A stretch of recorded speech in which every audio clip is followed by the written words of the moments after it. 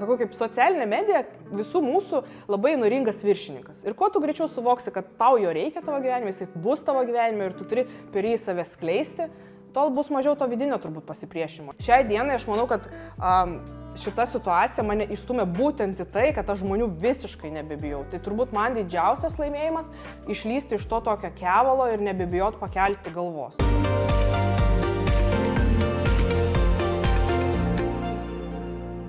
Sveiki, šiandien noriu pristatyti savo viešnią, Junoną.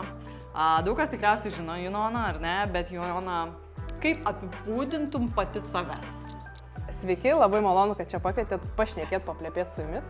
Iš tikrųjų, iš anksto jau galvojau, ką man tokio reikės pasakyti apie save, kaip save čia reikės pristatyti, nes dažniausiai visi to klausia, visaip svarsčiau ir šiai dienai turbūt vieno pavadinimo savo neturėčiau. Negalėčiau pasakyti, kad esu Junona iš Lentvario, ar Junona ilgalaikio makiažo specialistė, ar Junona mentorė.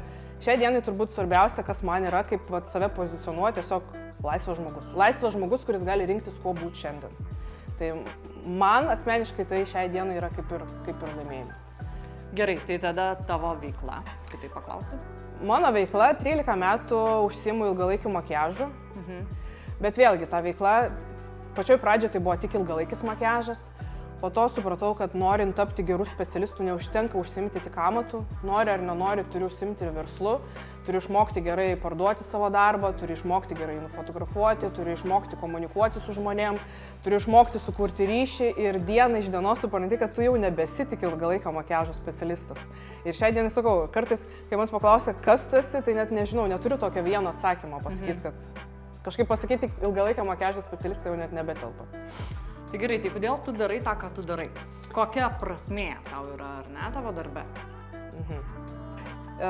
Iš pat pradžių, kai pradėjau tai daryti, man buvo 20-21 metai. Faktas, kad aš buvau jauna mergina, kuri norėjo įsitvirtinti, kuri norėjo kažko tokio, pagal ką ją pažintų, gal norėjau sukurti savo kažkokią vertę. Vat galvoju, kad jeigu aš būsiu ilgalaikio makiažo specialistė Junona, visur žinoma, tai kažkur viduj bus ta tokia vertė, aš verta. Šiai dienai, kodėl aš tą darau? Nes man turbūt labai gerai tai gaunasi. Nebėra to tokio, kad būt kažkuo ar ten kažkam kažką įrodyti. Tiesiog dėl to, kad labai tai patinka. Bet jau labiau ne tai, kad daryti procedūras patinka, o labiau patinka vesti mokymus. Bet vėlgi, sakau, ne tai, kad tik mokymus, kad tik amato išmokyti merginas daryti, bet labiau to verslo, kaip išmokti save brangiai parduoti. Tas turbūt labiausiai įdomu. Tai kas tada suformavo, kokie galbūt įvykiai turėjo didžiausios įtakos tam, kad pagaliau suprastum, kad esi verta? Turbūt pavargau kovoti su vėjo malūnais. Iš tikrųjų, kiekvieną kartą, kai kažko sieki ir galvoji, kad ten jau pasiekus, jau rasiu kažką ir tapsiu kažkas, pasieki ir supranti, kad vidinė būsena nepasikeičia. Vidinė būsena nepasikeičia ieškant atsakymų išoriai. Tu vieną pasieki, antrą pasieki, turėsiu tokį vyrą, turėsiu tokį darbą, išdirbsiu tiek pinigų. Ir galiausiai, kai tu pasieki labai jau daug, kur tavo smegenys net neišneša, tu supranti, kad vidinė būsena nuo to nepasikeičia. Kad reikia viduje surasti tuos atsakymus. Ir aš vieną dieną tiesiog perdegiau ir supratau, kad aš daugiau taip nebegaliu, kad reikia sustoti ir pradėti ieškoti tų atsakymų kažkaip kitaip. Neturiu to tokio tikslaus atsakymo, kada įvyko tas kertinis. Turbūt pirmą kartą, kai toks rimčiausias įvykis įvyko, tai praeitais metais, kai gruodžio mėnesį sugalvojom tiesiog užrišti viską, parduoti mašinas, atiduoti butus ir išsikraustyti gyventi į Ispaniją. Galvoju, išsikraustysiu viskas, ten vėl bus kažkas.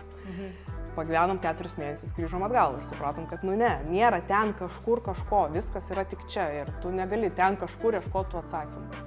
Tai turbūt turi eiti ir daryti tos darbus nuolatos tol, kol tu išseksi ir suprasi, kad ne ten ieškai. Gerai, tai dabar grįžkime į tą laiką, kai tu pradėjai būti tą ilgalaikio makiažo meistrė, ar ne? Kokie vis dėlto buvo pagrindiniai iššūkiai, su kuriais susidūrei, kur dabar gal galėtum kažkam patart, pasakyti ir kaip tau pavyko su jais susidoroti? Pats pirmas dalykas, kaip aš įsivaizdavau. Aš tiesiog pabaigsiu ilgalaikio makiažo mokymus, pradėsiu daryti, nufotografuosiu kelis gražius darbus ir atsiras labai daug klienčių ir visos sakys, o Dieve, padarykit man ant. Aišku, taip nėra, bet pačioj pradžioj tos konkurencijos tokios nebuvo.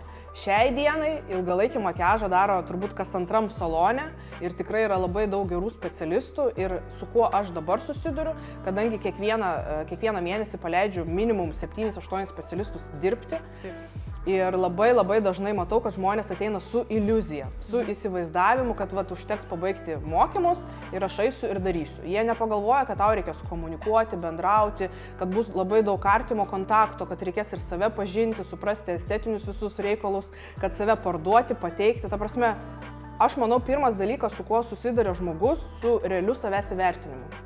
Ir čia yra didžiausia klaida, kai žmogus gyvena kažkokiose iliuzijose ir jam atrodo, kad pažiūriu, kaip Junona gyvena, kad čia tų klientų daug ir aš tapsiu ir būsiu.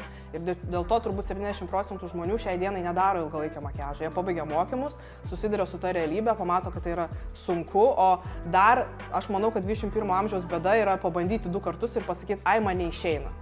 Nes čia, kaip suprantama, ne? Čia turėtų būti kaip, nežinau, pasodinta gurka. Turi daryti tai tol, kol atsiranda kažkoks vaisius, o ne 1 ar 2 pabandžiau ir viskas, man netinka, nepatinka. Tai va, didžiausias turbūt iššūkis, sakau, nesukurti savo kažkokių iliuzijų, kad viskas bus lengva, paprasta ir tiesiog visi ateis ir sakys, padaryk man.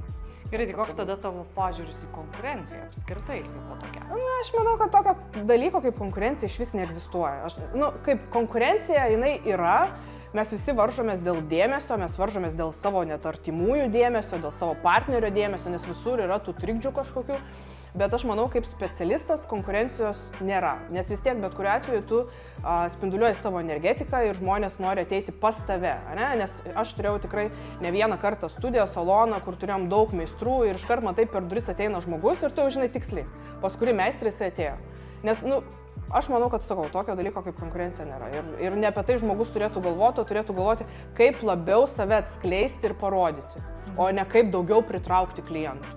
Kažkaip, sakau, per tiek metų praktikos, kiek esu versle, aš manau, kad pagrindinis dalykas, ką turėtum išmokti, tai save realizuoti, o ne galvoti apie tai, kaip surinkti kuo daugiau žmonių aplink save. Tai tu už kolaboraciją, ne konkurenciją? Faktas. Ar darai daug kolaboracijų iš tikrųjų su kitais meistrais galbūt? Kodėl klausiu, nes kaip ir paminėjau, jūs esat tiek Dovilė ar ne, tiek Nesta ir iš tikrųjų aš tarp jūsų nejaučiu visiškai jokios konkurencijos. Tai jūs labai fainai ir sėkmingai bendraujat ir draugaujat. Aš nejaučiu, aš suprantat net, nežinau, tą kolaboraciją, aš iškart paklausiau, o ką man to reikia? Aha.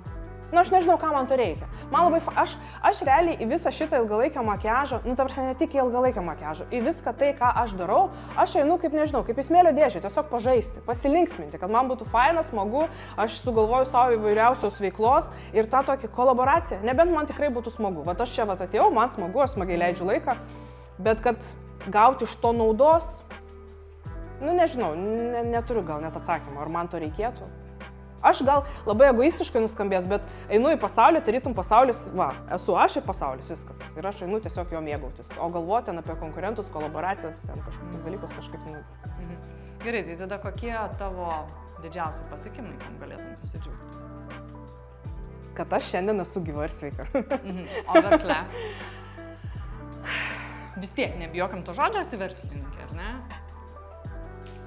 Jeigu man dabar būtų kokie 22 metai, tai mano siekiamybė, atsimenu, buvo, nežinau, 100 000 per metus. Šiai dienai turbūt norėčiau 100 000 per mėnesį. Tai, nežinau, tas toksai pasiekimas, manau, šiai dienai didžiausias pasiekimas, kad aš dar vis esu versle, kad aš nepasakiau, viskas, man užtenka, nebenoriu, išeinu, o kad aš dar iki šiol tai žiūriu kaip į žaidimą. Kad aš supratau, kad šiai dienai visi rezultatai, kuriuos aš noriu pasiekti, egzistuoja ir aš juos pasiekti galiu tik tada, kai aš pati leisiu savo patikėti, kad aš galiu jų pasiekti.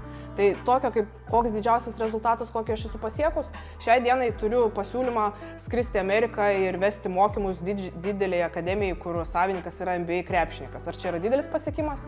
Uždirbu minimum 200 000 per metus, čia lengva ranka. Ar čia didelis pasiekimas? Nežinau net, ką reiškia tas didelis pasiekimas, čia turbūt priklauso nuo to, bet kas pažiūrės. Kas, kur tu žinai galėtum atsisėsti ir sakyti, aš žiauriai savim didžiuojuosi, nes tą padariau. Turbūt labiausiai savim didžiuojuosi dėl to, kad nebebijau žmonių. Nes man sunkiausia būdavo nuo vaikystės tai, kad mane mokykloje bulindavo, iš manęs tyčiodavosi ir man tikrai tai varė labai didelę traumą, aš atsimenu, užeidavau į bet kokią viešą vietą, aš nuleisdavau akis, aš bijodavau žmonių, aš nenorėdavau, kad mane kas nors kalbintų, tarsi aš labai bijojau žmonių.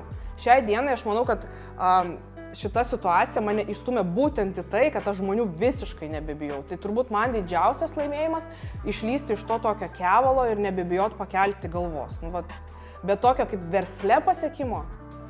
Aš gal niekada neturėjau to kažkokio labai didelio tikslo versle. Man labiau svarbiau buvo kaip asmenybei, nes man tai trukdė gyventi. Aš bijodavau gyventi, aš nelaukdavau kiekvienos dienos, nes man asmeniškai išeiti iš namų atrodė tarytum aš einu į karą.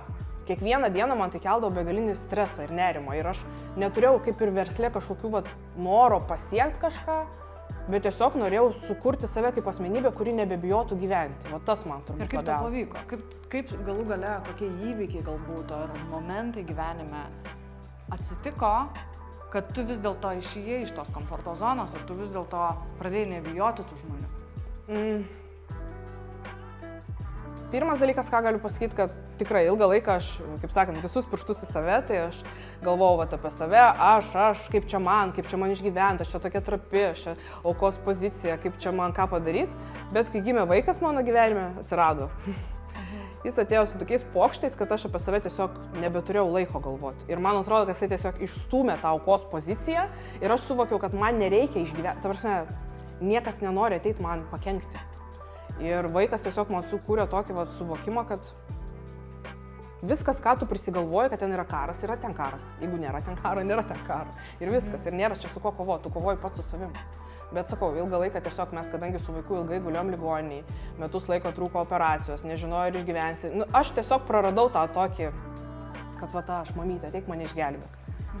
Ir to nebeliko. Ir dėl to kažkokio, sakau, tokio tikslo kažko pasiekti aš neturiu. Aš realiai, mano didžiausias tikslas gyventi laisvai, laimingai, kurti, eiti.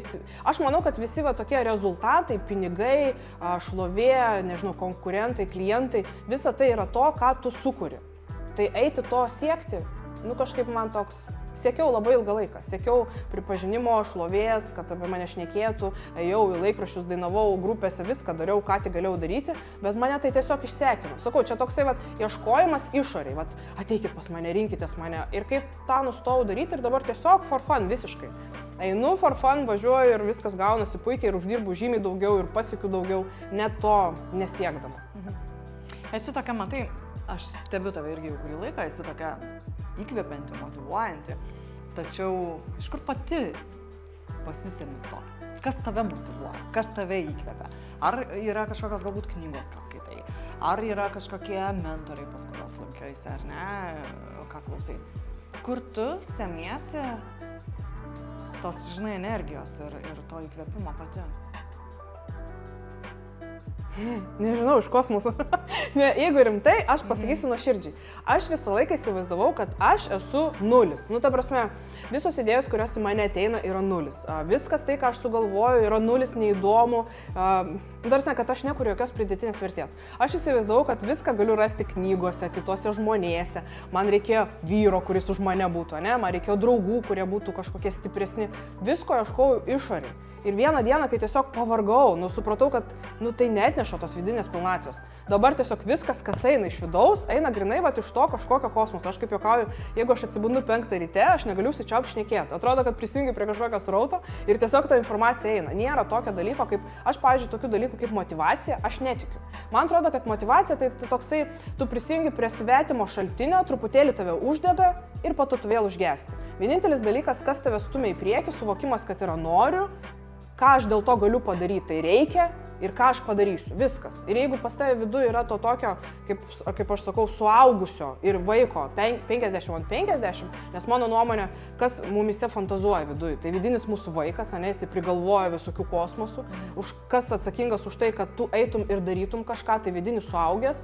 Ir jeigu tai gyvena tavai 50/50, tada tu kuo puikiausiai eis ir save realizuosi. Tai aš tokio, kaip sakau, kaip motyvacija, aš tokių dalykų netikiu. Nes motyvacija, čia toks išpūstas burbulas. Šiandien noriu, rytoj nenoriu. O vienintelis dalykas, kas tave atveda į sėkmę, tai yra disciplina. Kartais, kai ir nenori, tiesiog eini ir padarai. Aš savo pasakiau tokį dalyką, kad yra Junona, kuri yra kaip asmenybė, kaip yra mama, žmona, ten mergina ar kažkas, bet yra Junona kaip asmeninis prekinis ženklas, kuris nemiega, kuris 24 valandas per parą mane parduoda, kur Instagram'e tu visą laiką užeisi, o Junona, Junonos postų, Junonos žodžiai, jinai dirba nuolatos. Pas tą Junoną nėra mėnesinių, nėra lygų, nieko nėra. Yra planas, pagal kurį jinai turi dirbti. Tai nesvarbu, kokią aš beatsikelsiu, aš pamatau planą, yra toks storytellingas, aš jį padarau. Viskas. Ir kažkaip, kai aš tą dalyką pradėjau naudoti, aš suvokiau, kad verslas ir tu yra du atskiri dalykai. Aš sukūriau asmeninės vertybės savo ir verslui. Ir aš tiesiog to stengiuosi netapatinti. Tai tokio dalyko, kas man įkvepia, aš pati turbūt. Aš nuo ryto, kuo aš mažiau dabar save gesinu, aš neku, ką aš galvoju, aš atrodau taip, kaip aš noriu, aš darau visokias nesąmonės, aš neseniai gavau tokį laišką iš merginos, sako, aš jūs stebiu tiek laiko ir aš nesuprantu, kaip jums neatsibosta taip dažnai keistis. Nes aš vieną dieną su raudonais plaukais ilgais iki užpakalį, kitą dieną aš trumpai kirpta, vieną dieną pas mane vienas stilius, kitą dieną kitas, bet aš nebevaidinu. Nu, vat man šauna šitas cirkas, aš ir darau. O vat jeigu aš pradedu save riboti ir kišti save kažkokius rėmus, vat tada man, viskas, man čia kažkokia prasideda. Paminėjai socialinę mediją, tai kokį vaidmenį tavo gyvenime groja socialinė medija? Galėčiau sakyti jokį, bet iš tikrųjų suprantu, kad turbūt labai didelį. Čia jau toks kaip pamatas. Aš manau, kad šiai dienai reikia suprasti, kad dabar yra tiesiog tokia sistema. Dabar tiesiog mes gyvenam tokį gyvenimą, va dabar tiesiog taip vyksta. Ir tu gali ilgai spiriotis, sakyt, man nereikia, man neįdomu. Bet aš manau, kad kuo tu greičiau suvoksi, kad sakau, kaip socialinė medija visų mūsų labai įnoringas viršininkas. Ir kuo tu greičiau suvoksi, kad tau jo reikia tavo gyvenime, jis bus tavo gyvenime ir tu turi per jį save skleisti, tol bus mažiau to vidinio turbūt pasipriešimo. Nes tikrai dažnai matau, ateina klientai ir sako, vat noriu daryti, noriu skleisti. Ir aš sakau, super, davai parašom, čia planą Instagram'e, planą Facebook'e ir judėk. Oi, nenoriu savęs rodyti, nenoriu čia to. Ir man toks labai keista, atrodo toks laikas, kad kam savęs slėpti, dėl ko, nuo ko tu savęs slėpi. Tai kokie tada padarimai, va, tarkim, pas tave ateina klientė, ar ne, į tavo mokymus, jinai išmoksta, kaip daryti tą ilgalaikį makiažą, bet, va, kaip ir tu sakai, neturi jokio supratimo nei versle, nei kaip tą daryti. Kokie galbūt pagrindiniai, ką daryti ir ko nedaryti? Pirmas dalykas, ką aš manau, ką turėtų daryti bet koks smulkio ir vidutinio verslo specialistas, tai susirasti kažką tokio, kas jau perėjo tą kelią, kaip ir jisai norėtų eiti. Aš nesakau, kad reikėtų visko kopijuoti. Aš manau, kad va, ta frazė fake it until you make it, jinai ideali tam, kad kelis kartus padarius kažkokį veiksmą, tarkim, atėjo ilgalaikio makiažo specialistas. Tiksliau, atėjo žmogus ir tapo ilgalaikio makiažo specialistu. Jis neturi estetinio suvokimo.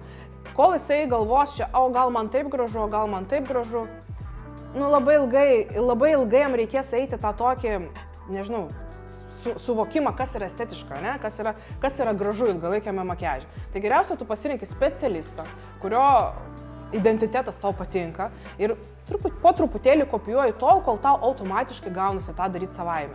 Tai mano turbūt patarimas didžiausias, kad iš pradžių susirasti žmogų, mentorių ar ten kažkokį super wow guru, kuris tau patinka ir eiti paskui jį.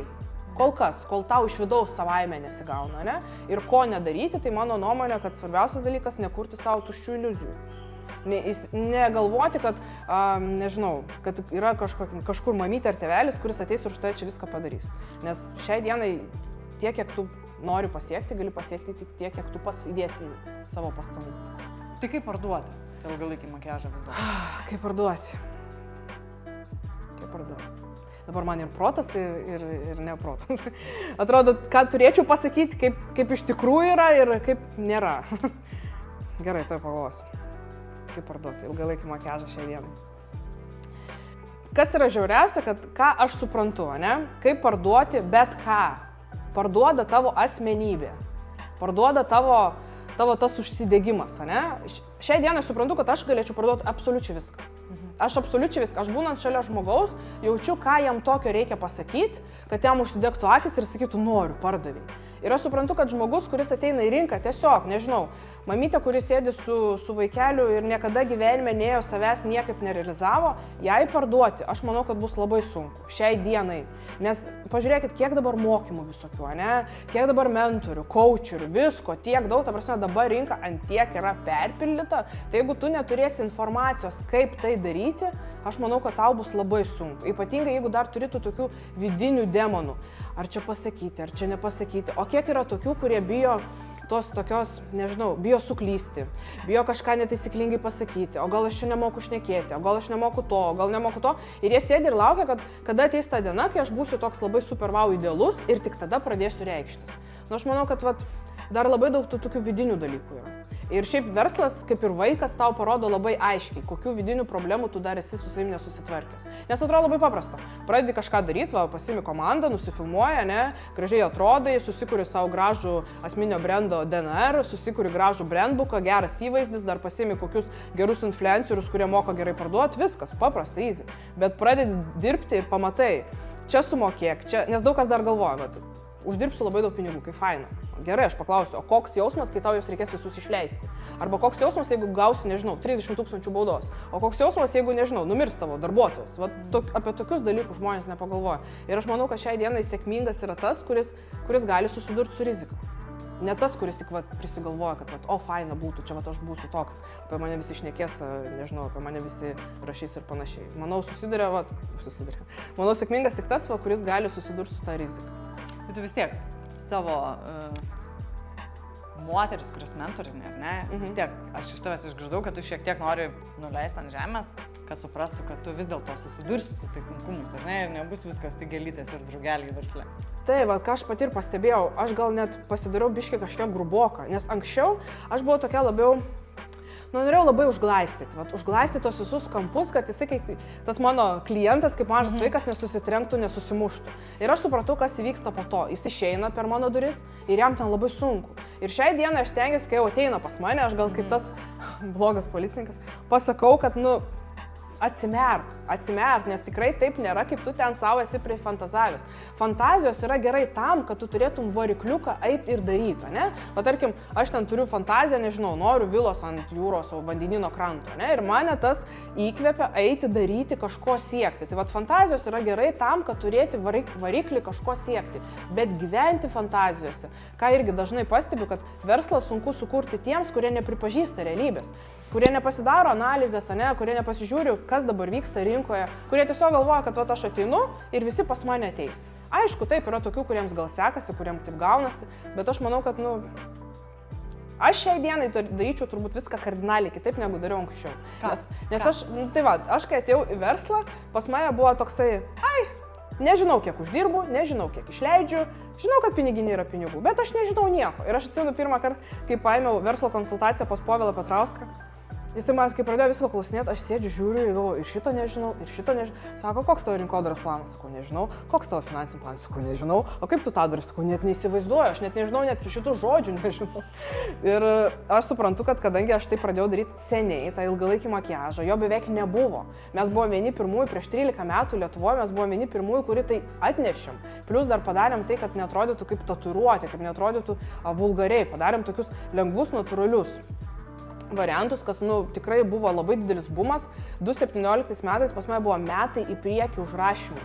Realiai pasiekėme iki to, kad pas mane mokymai kainavo 3000 apmokymai plus 850 startinis rinkinys. Tai realiai aš ten per 3-4 dienas nuo vieno žmogaus, o jeigu jų būdavo 6, tai man ir pačiai būdavo toksai, ar taip galima, ar Lietuvoje taip įmanoma. Ir būdavo to tokio labai didelio, buvo labai didelis šokas man pačiai. Aš bijodavau, aš gaudavau tos pinigus, aš nežinau, kas tais daryti, nes aplink mane nebuvo tokių dalykų. Labai daug draugų atkrito, labai daug prasidėjo tų tokių kažkokių apkalbų, kažkam nepatinka, kažkam nepatogu. Labai, per manęs makiažas mano gyvenimą kaip tik labai pakeitė, apvertė viską aukštyn kojom, bet ir suteikė to tokio daug labai chaoso ir nežinios, nei žinai, nei kaip, nei ką, nes aš vėlgi suprantu, kad didžioji dauguma specialistų, jie visi pradeda kaip amatininkai, jie neina į verslą kaip verslininkai. Ir tik po to, tu po kurio laiko susiduri su to verslu, su tais strategavimais, su tais planais kažkokiais ir panašiai. Tai aš sakau, kad jeigu dabar pradėčiau ilgalaikį makiažą, tai tikrai viską pradėčiau turbūt palaipsniui. nuo visų planų, nuo rinkodaros planų, aiškiai savo įsidėsiu poziciją, ką ir kaip aš darysiu, kaip skleisiu savo tą mintį, ne? Per kokius kanalus aš tai darysiu. Tiksliai savo viską įvardinsiu. Ir manau, kad tai tikrai man sutrumpintų tą laiką, negu kaip anksčiau. Ėjau, darau, nežinau, ką darau. Kaip gausis, taip gausis. Vis tiek srityje esi pasiekus gana mažai, tai kur save matai po 10 metų? Kas toliau? Kur bus Junona? Kokios svajonės, kokios ambicijos galbūt, ar ne? Aš realiai važiavau čia ir galvojau. Aš pati šitos klausimus uždavinėju, aš irgi coachingą baigiau prieš 2 gal jau. Ir šitus klausimus visą laiką uždavinėdavau. Mano mama coachingo specialistė jau labai daug metų. Aš ten nuo 5 klasės jinai mane mokina meditacijų, jogų ir panašiai. Ta prasme, aš visą gyvenimą gyvenau su šitais klausimais, kas po to, kaip aš galvoju, kad reikia norėti daugiau negu... Šiai dienai, kaip aš suvokiu save, aš nebenoriu nieko galvoti. Aš noriu tiesiog gyventi ne iš kompiuterio, kad reikia, kad kaip turėtų būti. Aš noriu gyventi tiesiog iš pajutimo. Vat man faina, man gera. Kaip bus, aš nežinau. Kaip aš norėčiau. Šiai dienai aš turbūt pasiekiau tokį levelį gyvenime, kad mane viskas beveik tenkina. Mano santykiai mane 100% tenkina. Mano šeimoje visiškas štilius. Ta prasme, viskas labai fainai, harmoningai. Ir šiaip aš pati iš savęs tokia pasidariau. Anksčiau buvau tokia... Arba 100, arba 0. Vat aš labai tokia mėgdavau pasirinkti visus kraštutinumus, kokius tik galima pasirinkti. Ir tokias situacijas, kur man reikėtų kariauti, labai sunkiai siekti. O dabar aš tokia, chill, visiškai neapsikraunu. Jeigu man patinka, nepatinka. Žiūriu, ar įmanoma kažką pakeisti. Jeigu neįmanoma, sakau, sorry, aš negaliu. Kažkaip tokia, kur aš matau save po 10 metų, daug dievė, neprašiau, negu yra dabar. O visa kita, tik sakysiu, ačiū, bonusas nuostabu. Gerai, dabar mes vis tiek esame 23 metų pabaigoje, ar ne? Ir toks klausimas, ką Junona išsinešė 24? Gal kažkokią patirtį, gal kažkokias mintis, ką tu supratai per šiuos paskutinius metus, ar ne? Taip, kaip tik prieš 2 dienas rašiausi, kad 2 pagrindiniai dalykai, kurių aš savo nuoširdžiai linkiu ateinančiose, ne tik 24 metuose, bet ir toliau. Tai pirmas dalykas, kaip čia pasakyti? Nežinau, kaip įstengti, toj klausiu galvos. Pirmas dalykas, ko labiausiai norėčiau, išmokti pasakyti klientui ne. Neieškoti, nebandyti jo pritempti, nebandyti pritempti emociškai. Jeigu aš jaučiu, kad mums nesuvaibina, jeigu jaučiu, kad per pirmas kelias sesijas jis manęs negirdi ar nesupranta, ar mūsų estetinis požiūris į klausimą skiriasi kardinaliai, pasakyti, atsiprašau, aš to, ko jūs norit padaryti negaliu, mums teks atsisveikinti. Anksčiau aš sakau, aš nuolatos bandžiau visus pritempti, visiems įtikti, patikti ir tas labai labai išsekina. Realiai, sakau, per šios metus turbūt nukirpau visus įmanomus kontaktus, kur jaučiau, kad duodu daugiau negu gaunu. Gal ir egoistiškai skamba, nes tikrai anksčiau sakyčiau, kad tu pabandyk, tai tave mokina, eik iki galo. Dabar aš jaučiu, kad aš jau tiek išsisėmiau su tais ėjimais iki galo, nenoriu niekur eiti iki galo. Jeigu man nepatinka, netinka, tai mane vargina, sekina, aš nebeturiu tokios prabangos, man jau nebe 23 metai, kad aš galėčiau bendrauti su žmonėm, kurie man nepatinka, daryti darbus, kurie man netinka ir nepatinka ir būti ten, kur nejaučiu augimo. Tai vat savo nuoširdžiai linkiu nebemeluoti, nebebandyti pritempti situacijos iki savęs. Jeigu man nepatinka, tai pilnai užtenka mano žodžio, kad man nepatinka. Man nereikia savęs pateisinti ir pasakyti, kodėl man nepatinka. Pilnai užtenka pasakyti, nenoriu, viskas, ate viso gero. Nes anksčiau būdavo sėdžiu ir galvoju, blemba, ką jie pasakys? Jeigu aš dabar pasakysiu, kad noriu pabaigti permanentinio makiažo karjerą, ką dabar pasakys tas, o ką dabar pasakys šitas, o sakys, kad, kaip čia taip įmanoma. Anksčiau tai galvodavau. Galvodavau, kad aš manau, kad čia tos tokios patogios mergaitės sindromas turbūt. Šiai dienai, sakau, svarbiausias dalykas, ko linkiu savo, kad nebepritempinėti nei situacijų, nei žmonių ir išmokti gyventi be kančios. Leisti savo turbūt gyventi be kančios, turbūt pagrindinis dalykas. Bet vis tiek čia buvo kažkoks sąmoningas sprendimas, ar ne? Iššauktas tam tikrų situacijų, galbūt, kodėl tu taip nusprendei? Be abejo, taip, nes buvo N dalykų, aš realiai iš ilgalaikio makiažo išeidinėjau 6 kartus. Aš jaučiu, kad aš jau ten padariau viską, ką aš galėjau padaryti, kas man buvo be galo įdomu ir salonus atidarinėjau, ir akademijas atidarinėjau. Mano sesė jau juokavo, sako, ko tu dar nori, kad pas tave su sraigtasparnių klientai atskrisdinėtų. Tu sako, jau tu viską padarai, jau tave NBA krepšininkas kviečiasi, kad tu tas permanentų prasidėtų. Ko sako, tu dar nori? Ir atrodo, kad aš jau antiek jaučiu, kad aš jau antiek ten išsisėmiau, kad aš ten atinu nes aš jau žinau, ką ten daryti, aš jau moku ten daryti, bet tai ne dėl to, kad man iš vidaus eina, o norėčiau, tokio nebeliko, jau seniai tokio nebėra. Tiesiog aš žinau, kaip tiksliai tai padaryti, man tai labai gerai gaunasi, aš tą darau, bet aš jaučiu, kad tokioj situacijoje aš merdėjau, toks viduje atsirado tokia būsena, tarytum aš degraduoju, stoju vietoje ir niekas neina. O tarkim, vedu mentorystės, man labai man įdomu vesties, man įdomu kurti kontentą, man įdomu strateguoti, galvoti apie tos rinkodaros kanalus, kaip mums tą parduoti, ne? Čia neseniai buvau pas savo klientę, jinai atsidarė naują saloną ir jinai sako, turiu šopą, kaip darom, ką darom, viskas, užčiuko pas mane viskas, net dabar pasakiau, nečiurpai eina iš karto. Ir aš suprantu, kad gyvenimas yra būtent dėl tų akimirkų, kai tu darai ir jauti, kad, geras, noriu, man patinka, važiuojam, o ne dėl tų, kur žinau, kaip reikia, einu padarysiu. Tai turbūt tokie dalykai ir pastumėjo, nes aš antrą kartą 6 kartus bandžiau išeiti, gruodžio mėnesį pasakiau, kad nebegrįšiu, tikrai išeinu, išvažiuoju į Ispaniją, vesiu tik mentorystės, pradėjau vesti mentorystės, turėjau 54 klientus, tai irgi buvo labai didelis toksai, įėjau į tą, ko nesitikėjau. Įsivaizdavau, kad bus kokių, 5, 10, o čia 54, aš pasiimu telefoną, žiūriu savo banko sąskaitą, nesuprantu, kas darosi. Ta prasme, aš sėdėjau per tą dieną, man ant tiek to visko buvo per daug, kad aš ant tiek išsigandau ir galvojau, viskas, ne, aš grįžtu atgal, einu atgal į permanentą, man ten yra patogios sumos, saugios sumos, aš žinau, kaip tą viską derinti, aš būsiu tenais ir nieko daugiau nenoriu. Ir grįžau į Lietuvą, po 4 mėnesių atsidarėm vėl akademiją, ir vėl tas pasijausmas, aš ateinu į tą akademiją. Ir toks, kaip išsiskiri su partneriu ir sugalvoju dar kartą pabandyti. Ir žiūriu, kad niekas nepasikeitė. Lygiai taip pat, aš pabuvau dabar 4 mėnesius, sekėsi puikiai. Ta prasme, vėl aš realiai per šios 7 mėnesius mes viršėjom mūsų inkomą beveik 2 negu praeiti visi metai. Tai tu supranti, kad viskas gerai, verslas gerai, bet man tiesiog atsiprašant nebestovi ant to permanento ir viskas. Ir aš jaučiu, kad čia toksai melas man prieš save. Aš renkuosi tą tokią patogią poziciją, negu tą, kur eiti, kurti nežinomybę, kažkas naujo.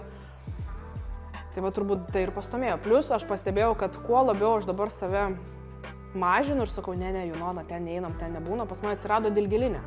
Aš pradedu jausti, kad man visas kūnas šiaušiasi, kad jisai nenori, jam nepatogu, man visur pradeda neštėti ir viskas, aš ryte atsibundu ir pas mane visas kūnas plėmais. Man pirmas kartas įvyko Ispanijai, kai jaučiau, kad aš nebenoriu ten gyventi. Ir aš kelias dienas apie tai galvoju ir man visi iš šono sako, Junona, ką, taigi čia gerai, taigi dar būnam. Ir aš tokia, taip, kad mano žodis nesvarbus, toksai, būnam. Tol, kol aš ryte atsibundu, aš visai išmesta plėmais, mane viskas erzina ir tiesiog supratau, kad aš negaliu savo meluoti. Jeigu man nepatinka, pilnai užtenka žodžio, kad man nepatinka. Man nereikia nei mamos pritarimo, man nereikia nei vyro, nei aplinkinių pritarimo, kad jie pasakytų, taip, tu teisi. Tai turbūt šitie dalykai iššaukia tą. Tai kas atsitiko? Kuom ta Ispanija nepatiko taip labai, kad tu po 4 mėnesių nusprendai, kad ne man? Kodėl jinai buvo ne tau? Man ten tiesiog buvo nuobodu. Ten buvo tokia ideali vieta, susitvarkyti, nežinau, panikos priepuolius, pavyzdžiui, ne? Atvažiuoji, jūrytę, paėlą pavalgyti, ne muzikytę groja, ten viskas čil, viskas manjana, niekas nesiparina, niekas niekur neskuba, net jeigu tu gatvėje eini greičiau, prie tave žmonės stoja ir klausia, kas atsitiko, kas vyksta. Tai aš tiesiog supratau, kad man ten per nuobodu. Aš, pavyzdžiui, nuvažiuoju į Miami, aš ten galiu mėnesių išvažiuoti viena ir aš ten tiek turiu veiksmo, judesio, man ant tiek mane įkvėpia tas miestas.